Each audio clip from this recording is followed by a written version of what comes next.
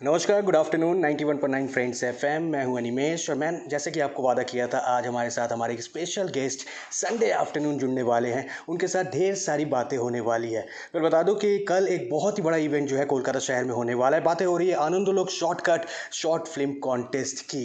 इसके बारे में ढेर सारी बातें होगी क्योंकि इस इवेंट का हिस्सा बनने आए हुए हैं नन अदर देन हम सबके favourite super talented evergreen Kabir Bedi sir. Kabir sir, आपका बहुत बहुत स्वागत है 91.9 फ्रेंड्स एफएम पे।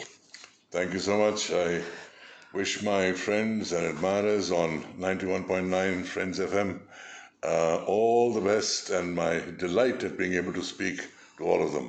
मुझे बहुत खुशी हो रही है कि मैं आप सबसे बात कर सकता हूँ आज और मैं यहाँ कोलकाता में हूँ। बिल्कुल, कबीर सर के साथ जब जब बातें होती है काफ़ी अच्छा लगता है। उनके बुक को लेकर हमने बातें की थी, लॉन्चिंग के दौरान उनके साथ बातें हुई थी और अब बातें हो रही है आनंदोलक शॉर्टकट शॉर्ट फिल्म कॉन्टेस्ट के इस इवेंट के साथ आप जुड़ रहे हैं सर।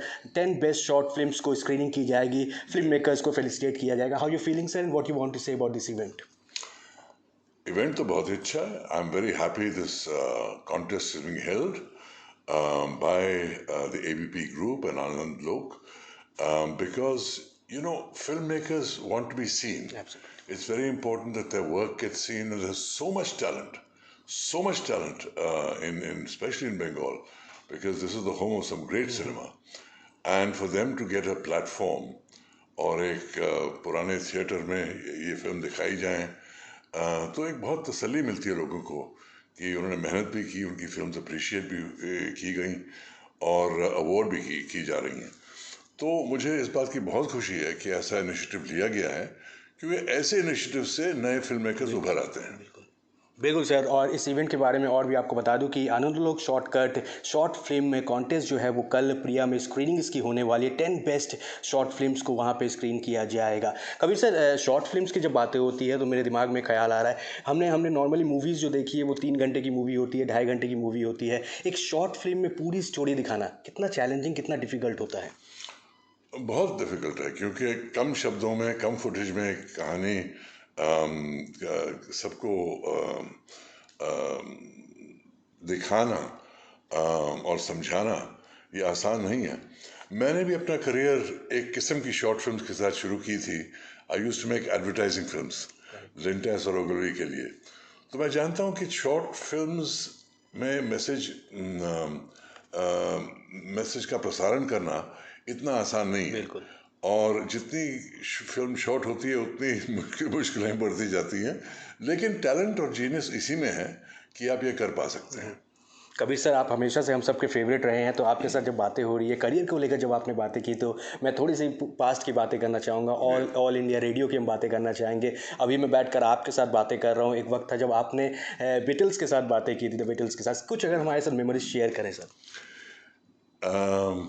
देखिए, कभी कभी मुसीबतों में से अच्छी चीज़ें निकल आती हैं। मेरे पेरेंट्स जो थे फ्रीडम स्ट्रगल में थे और उन्होंने बहुत कुछ त्याग दिया था, लेकिन उनके पास और बहुत रिस्पेक्ट थी उनकी, लेकिन पैसे नहीं थे। लेकिन कर कर आके उन्होंने हमें अच्छी एजुकेशन दी और मैं सेंट स्टीवेंस कॉलेज में एडमिट हो सका।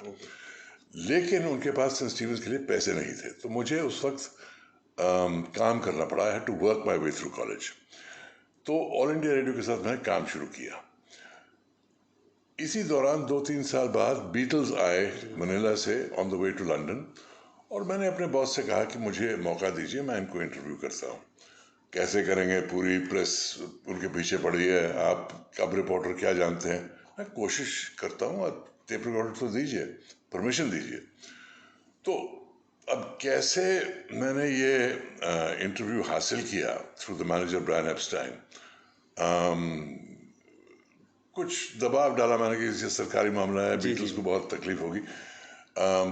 और इंटरव्यू में क्या क्या हुआ, क्या क्या उन्होंने मुझे कहा, ये सब मेरी किताब में लिखा है। लेकिन नतीजा इसका ये था कि ये प्रोग्राम ब्रॉडकास्ट हुआ, लेकिन ब्रॉडकास्ट के बाद जब मैं उनके पास गया कि मुझे कॉपी दीजिए इसका, तो पता चला कि उन्होंने किसी और प्रोग्राम को मेरे टेप के ऊपर रिकॉर्ड कर दिया था क्योंकि उनके पास पैसे नहीं थे टेप्स के लिए।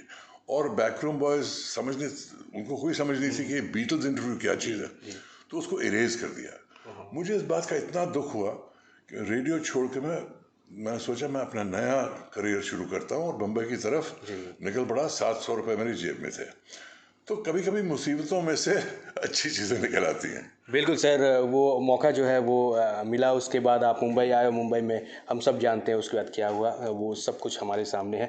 लेकिन सर मैं जानना चाहूँगा, जब आपने अभी बुक की बातें की तो थोड़ी सी बातें होनी चाहिए स्टोरीज़ आई मस्ट टेल की, जी। जिसके बारे में हमने फ्रेंड्स एफएम पे पहले भी आपके साथ बातें की है। सर इस बुक को जिन लोगों ने पढ़ा है उनका कहना है कि बहुत ही सिनेमैटिक वे में लिखी गई है, तो क्या आने वाले दिनों में इस बुक को हम एक मूवी के रूप में भी देख पाएंगे सर? उम्मीद तो यही है कि कोई अच्छा प्रोडक्शन हाउस यहाँ या इटली में या बाहर इसे एक सीरीज के रूप में बनाए, लेकिन दैट टाइम विल टेल। मेरी तरफ से मैंने पूरी बुक इस तरह नहीं लिखी है, 3 क्वार्टर्स बहुत सिनेमैटिक स्टाइल में लिखी है। उसके बाद मुझे थोड़ा कंडेंस करना पड़ा, क्योंकि अगर नहीं करता तो 1000 पेज की बुक होती। इस वक्त 300 पेज की बुक है, वो काफ़ी है सबके लिए। लेकिन ये कहानी मैंने अपने दिल से लिखी है। जो जो भी स्टोरीज, इंसिडेंट्स, वाक्य जो मेरी ज़िंदगी में हुए, जो समझिए एक टर्निंग पॉइंट थे, उनके बारे में मैंने बहुत डिटेल में लिखा है। उसमें इमोशनल रिलेशनशिप्स हैं, ट्रायम्फ्स हैं, ट्रेजेडीज़ हैं, सेटबैक्स हैं। जब बहुत ही दिक्कत में था, कैसे मैंने अपनी लाइफ को रेजरेक्ट किया, कैसे मतलब मुसीबतों का सामना करके एक रास्ता निकाला अपने आप के लिए। ये सब, इन सब में सबके लिए लेसन्स हैं, और लेसन्स के अलावा बहुत एंटरटेनिंग है, क्योंकि ये किताब मेरे लाइफ की एडवेंचर्स की है। कितने एडवेंचर्स मैंने किए बॉलीवुड में, यूरोप में, हॉलीवुड में। 20 साल हॉलीवुड रहा मैं, first actor from India to go to make a career in Hollywood. तो और यूरोप में बहुत बड़ी स्टारडम मिली थ्रू दी सैंडोकैन सीरीज। तो कहने को तो बहुत कुछ है। और किताब में मैंने बहुत इंसिडेंट्स लिखे हैं, बहुत स्टोरीज लिखे हैं, इसलिए उसका टाइटल है stories I must tell, the emotional life of an actor. क्योंकि ये किताब मैंने इमोशनल ढंग से लिखी है, इमोशनल जरिए से लिखी है, ताकि लोगों को सिर्फ जानकारी नहीं मिले, उनको एक उसका अनुभव मिले। They should experience what I went through. और ये सोचकर मैंने किताब लिखी, क्योंकि मैं बहुत इम्पेशेंट बुक रीडर हूँ। अगर मुझे किताब पहले मतलब 25-30 पेजेस में इंटरेस्टिंग नहीं लगती है तो मैं स्पीड रीड करके ख़त्म कर देता हूँ। तो मैं नहीं चाहता था कि लोग मेरी किताब को इस तरह पढ़ें, इसलिए मैंने उस तरह लिखी है कि एक बार आप शुरू करें, आप रुक नहीं सकते, पूरी कंप्लीट करनी होगी 300 उम्मीद तो पेजेस। यही है। बिल्कुल, और ये लोग कर भी रहे हैं, लोगों को काफ़ी पसंद आ रही है। इस वक्त बातें हो रही है स्टोरीज आई मस्ट टेल की। सर कबीर सर, मैं जानना चाहूँगा, जैसे कि आपने बहुत कुछ बताया, लेकिन मैं जानना चाहूँगा इतना कुछ है आपके लाइफ में हमें जानने के लिए, तो किन चीज़ों को आपने चुना? कितना टफ था इन चीज़ों को चुनना, क्योंकि इतने सारी स्टोरीज, इतनी सारी बातें हैं, तो कैसे आपने सिलेक्ट किया कि ये हमें रखना चाहिए बुक में, ये नहीं रखना चाहिए? जो रिश्ते मेरी ज़िंदगी में अहम रहे हैं, चाहे वो लोगों के साथ हों, women in my life, or the places in my life, or the people in my life, that were turning points, जो बहुत important थे मेरी ज़िंदगी में, जिसने किसी ढंग से मेरी ज़िंदगी को बदला था, उनके बारे में मैंने बहुत डिटेल में लिखा है।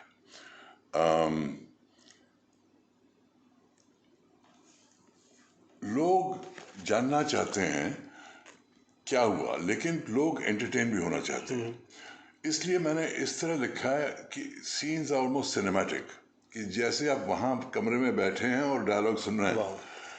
तो इसमें बहुत से डिलेमास थे, बहुत से डिसीजंस लेने पड़े, बहुत से डिफ़िकल्ट चॉइसेस करने पड़े, और कैसे हमें मुश्किल चॉइसेस का फैसला करें, ये भी किताब की एक थीम है।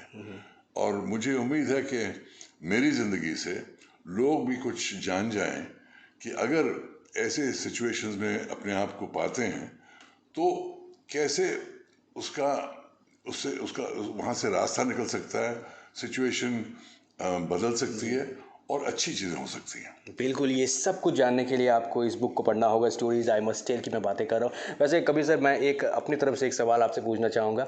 जैसे कि मैंने कहा कि आपकी मूवीज़ मैंने देखी है, खून भरी मांग की सर थोड़ी सी मैं बातें करना चाहूँगा। मुझे पता है ये सवाल बहुत बार आपसे पूछा गया है, लेकिन एक बार फिर से हमारे दर्शकों के लिए।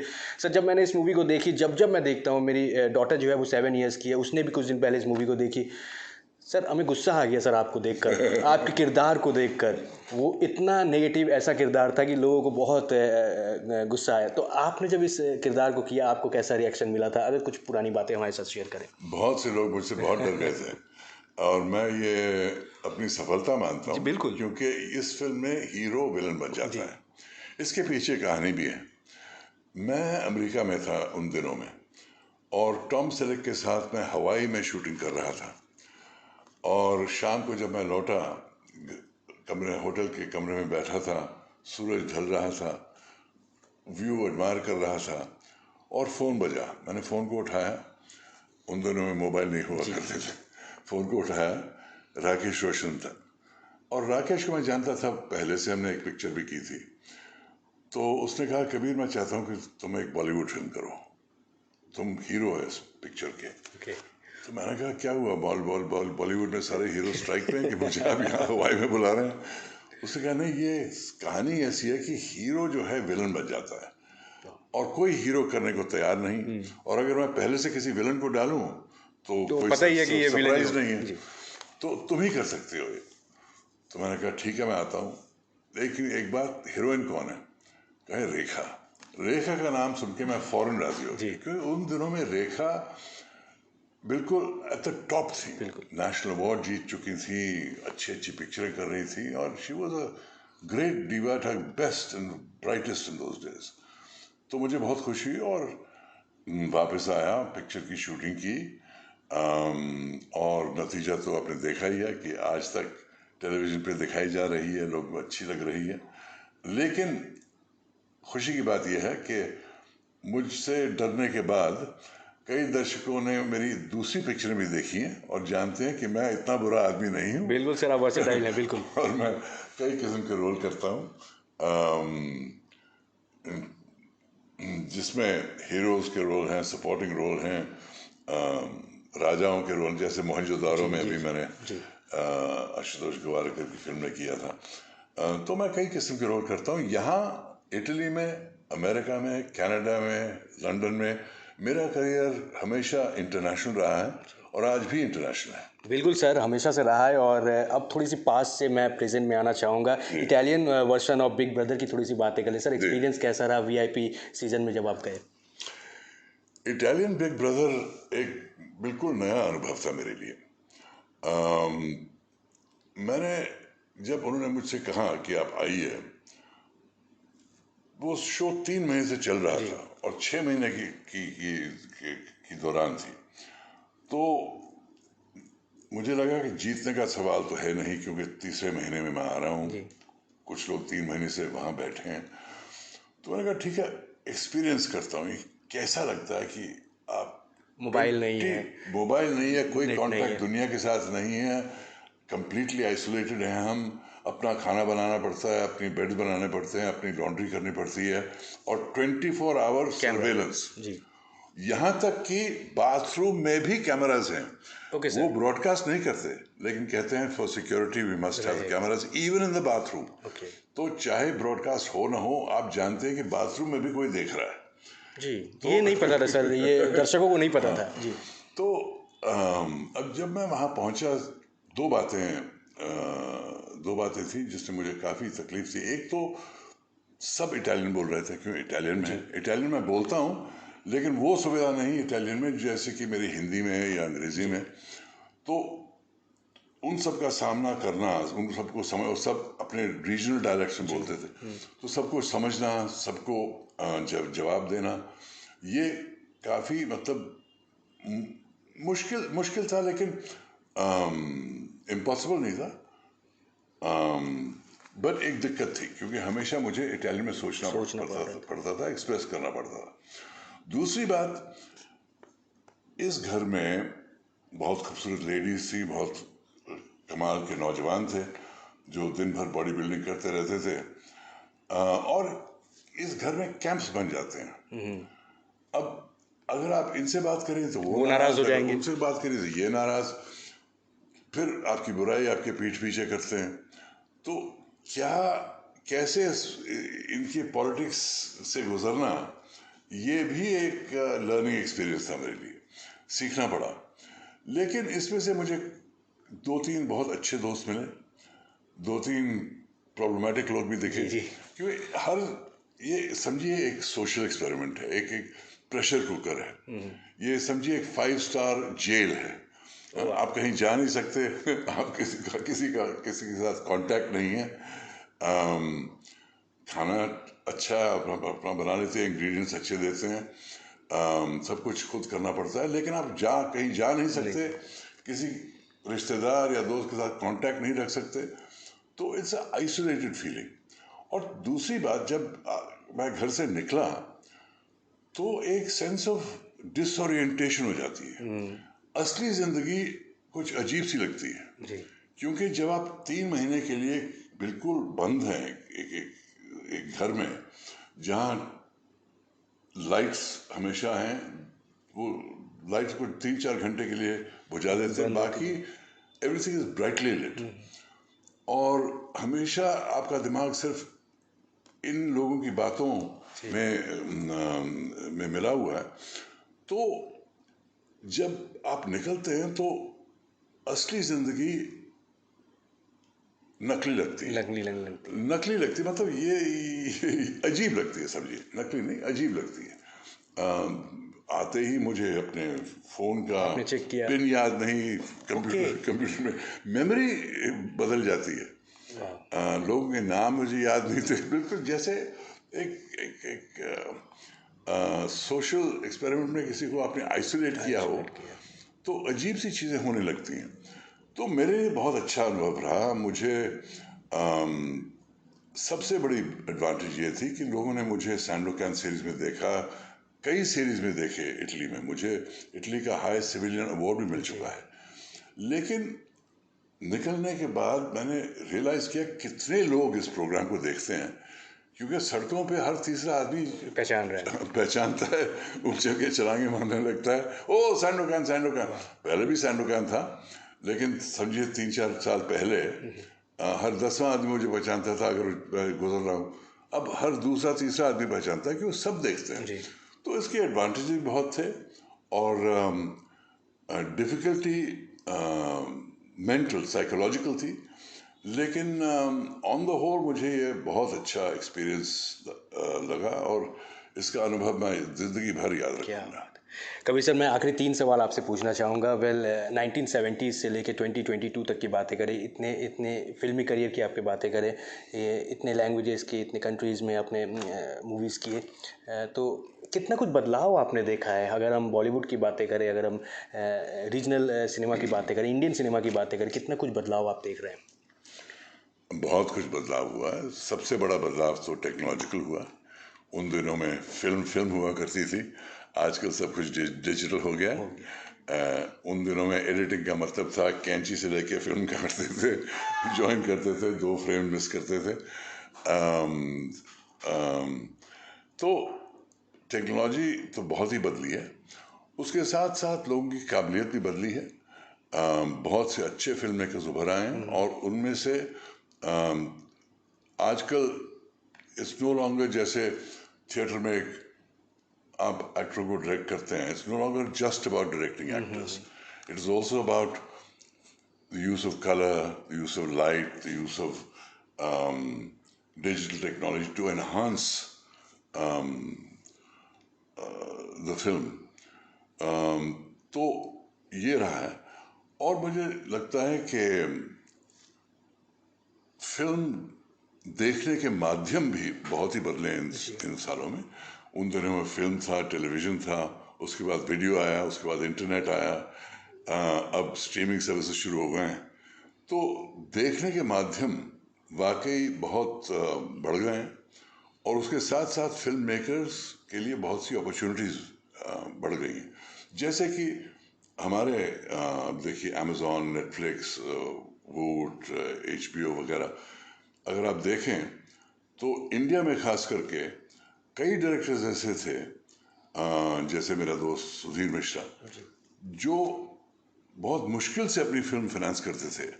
आजकल वो इतनी अच्छी सीरीज बना रहे हैं, उनके पास बात करने का टाइम नहीं है दोस्तों के साथ भी। तो ये अपॉर्चुनिटीज जो फिल्म मेकर्स को मिली हैं नए माध्यम के जरिए, बहुत ही इम्पोर्टेंट है, बहुत ही इम्पोर्टेंट है। और मुझे बहुत खुशी है कि जितने भी चेंजेस आए हैं फिल्म में, वो फिल्म के बेनिफिट के लिए आए हैं। उनमें कुछ डिसएडवांटेज हैं, लेकिन एडवांटेजेस बहुत ज़्यादा हैं। और मुझे खुशी है कि better and better films are being made. Not only films, film series and limited film series. ये भी बहुत अच्छा जरिया है, क्योंकि हर स्टोरी 2 घंटे में नहीं फिट हो सकती। कुछ स्टोरीज को 8 घंटे चाहिए, कुछ स्टोरीज बहुत लंबी हैं, 16 घंटे चाहिए। जो भी है, द बिंज वॉचिंग जो शुरू हो गया है कि आप OTT प्लेटफॉर्म से देखें, और साथ साथ रीजनल सिनेमा भी बहुत उभरा है। जैसे कि आप देखिए, अब साउथ की फिल्म्स क्या क्या कमाल कर रही हैं, बिल्कुल बॉलीवुड को टक्कर दे रही हैं, उनसे बढ़कर पिक्चरें कर रही हैं, पैन इंडिया रिलीज हो रही हैं, सब पैन इंडिया रिलीज हो रही हैं। और इस तरह मैं समझता हूँ कि बंगाल में भी अपॉर्चुनिटीज बढ़ गई हैं। फिल्म मेकर्स के फिल्म बनाने के जरिए बदल गए हैं, और वो भी पैन इंडिया जा सकते हैं। हम सब एक दूसरे से सीख सकते हैं। बिल्कुल। और मुझे पूरा यकीन है कि बंगाल भी कई सबक इंडिया को सिखाएगा, क्योंकि यहाँ कमाल की फिल्म बनी है और कमाल के फिल्म मेकर्स रहे हैं। क्या बात है सर। आखिरी सवाल मैं पूछना चाहूँगा, कबीर सर 75 इयर्स के कबीर सर, 25 इयर्स के जो यंग जनरेशन है, साथ ही साथ 50 इयर्स के जो मिड एज में है, उन सभी से क्या कहना चाहेंगे? सबसे पहली बात ये कहना चाहूँगा कि मैं 50 साल के आगे नहीं निकला हूँ। बिल्कुल सर। तो मेरे दिमाग में बिल्कुल, और मैं समझता हूँ अपने शरीर में मैं 50 साल का हूँ। हर साल जब मैं अपना जन्मदिन मनाता हूँ, मेरा इनविटेशन कहता है welcome to Kabir's annual 50th birthday. Okay. तो 50 My बाय mistake, बेंचमार्क। बिल्कुल। But to the young people of today I say, firstly use your imagination, use your creativity. Today, you have to make things happen. Don't wait for things to come to you. Make things happen. We are living at the most exciting time in history. We are seeing, for instance, 24 unicorns in the first 3 months of this year. More than 30 unicorns last year. So the young people are creating new technologies, new opportunities. And I feel हर एक unicorn नहीं बन सकता, लेकिन हर एक अपनी uniqueness, अपनी speciality को कहीं ना कहीं मार्केट कर सकते हैं। उसका एक रास्ता निकाल सकते हैं। और dreaming is important, but dream on the basis of what excites you, what you are good at, because everyone has something special that no one else has. Think of what that is and make that count. I'm very excited for this young generation. कमाल की generation है, कमाल के उदाहरण हमें दे रही है, और I'm inspired by the younger generation, and I feel that they can not only make a new India, but make a new and brilliant life for themselves. Wow. If they think, if they plan, if they work, have a vision and work towards it persistently. Persistence बहुत ज़रूरी चीज़ है। बिल्कुल। Thank you so much Kabir sir, हमारे साथ बातें करने के लिए, फ्रेंड्स अपन को समय देने के लिए। जब आपके साथ बातें हुई, ये काफ़ी अच्छा लगा, और एक बार फिर से आपके साथ बातें हुई, क्योंकि इस वक्त आप कोलकाता में हैं। आनंद लोग शॉर्ट फिल्म कॉन्टेस्ट का हिस्सा बन रहे हैं, यानी कि आप जज की कुर्सी पर नजर आएंगे। 10 बेस्ट शॉर्ट फिल्म्स को स्क्रीनिंग की जाएगी कल प्रिया सिनेमा में। फिल्म मेकर्स को फेलिसिटेट किया जाएगा। Thank you so much sir. बहुत अच्छी पिक्चरें बनाई हैं इन लोगों ने। मुझे फाइनल 10 की सिलेक्शन भेजी गई, और जजिंग बहुत डिफ़िकल्ट थी, क्योंकि इनमें से कई फिल्म्स वाकई कमाल की फिल्म्स थी। और मुझे बहुत खुशी है कि यंग बंगाली फिल्म मेकर्स ने इस एक्सेलेंस की फिल्म्स बनाई हैं, और मुझे देखने में बहुत ही खुशी हुई। एंड मुझे पूरी उम्मीद है कि आनंद लोक का ये इनिशिएटिव बंगाल में बहुत से अच्छे फिल्म मेकर्स को क्रिएट करेगा, और आज भी उन्हें देखने का मौका सबको दे रही है। तो मुझे इस बात की बहुत ही खुशी है। Thank you so much, sir. Thank you so much. All the best, and you are the best, sir. Thank you so much. Thank you. Thank you to the ABP group too. Thank you so much. That's all from me. Back to studio.